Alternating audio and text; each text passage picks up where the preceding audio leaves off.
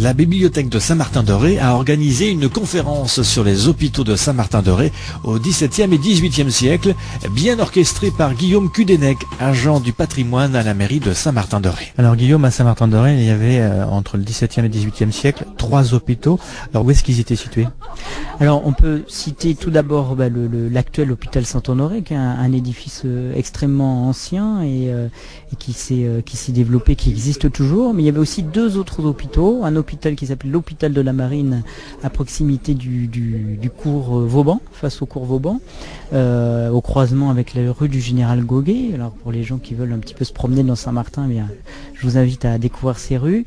Et puis un autre hôpital à l'opposé de la ville, à l'ouest cette fois, le long du cours Pasteur. Il subsiste encore aujourd'hui le portail avec marqué Hospice Saint-Louis. C'était cette fois un hôpital pour femmes. Donc on peut toujours voir ce portail le long du cours Pasteur. Alors qui gérait, j'allais dire, ces hôpitaux et à qui ils étaient destinés? À quel type de population était accueillie? Alors à l'origine, l'hôpital le plus ancien, hôpital Saint-Honoré, c'était pour les plus pauvres, les plus malheureux de Saint-Martin, de l'île de Ré, qui étaient soignés là.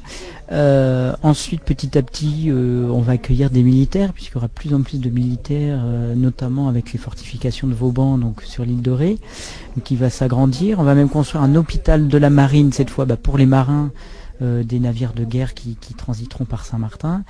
Un hôpital spécialement pour les femmes, donc l'hôpital Saint-Louis.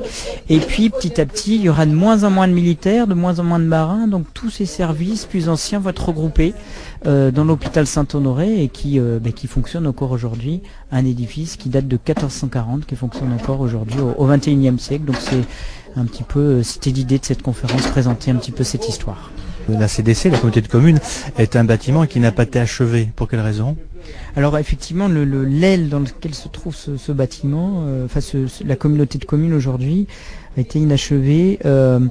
Le projet d'origine, c'était un édifice de plus de 100 mètres de long, de 21 mètres de hauteur, donc ce qui est quelque chose d'assez considérable, de 20 mètres de large, et c'était sans doute un projet beaucoup trop ambitieux, beaucoup trop coûteux pour cette fin du XVIIIe siècle, et seule l'aile gauche, l'aile ouest va être construite, donc un tiers de l'édifice prévu sera construit, mais ce tiers qui existe est quand même le plus gigantesque bâtiment de l'île de Ré. Dernière question, est-ce qu'on sait pourquoi l'hôpital Saint-Honoré s'appelle l'hôpital Saint-Honoré? Est-ce que vous avez la réponse? Alors, on a une piste, ça s'appellerait hôpital Saint-Honoré, puisque l'intendant de l'Aunis et de la Saintonge, donc des provinces, s'appelait Honoré en 1674, quand on va développer cet hôpital, et on va l'appeler de son nom. Donc on vient d'avoir la réponse là grâce à une des personnes de l'assistance. C'était Guillaume Cudenec, agent du patrimoine, spécialiste de l'histoire militaire, lors de la conférence sur les hôpitaux de Saint-Martin-de-Ré au XVIIe et XVIIIe siècle, organisée par la bibliothèque municipale. Pour rester informé sur l'actualité de l'île de Ré, le bon réflexe Radio Atlantique.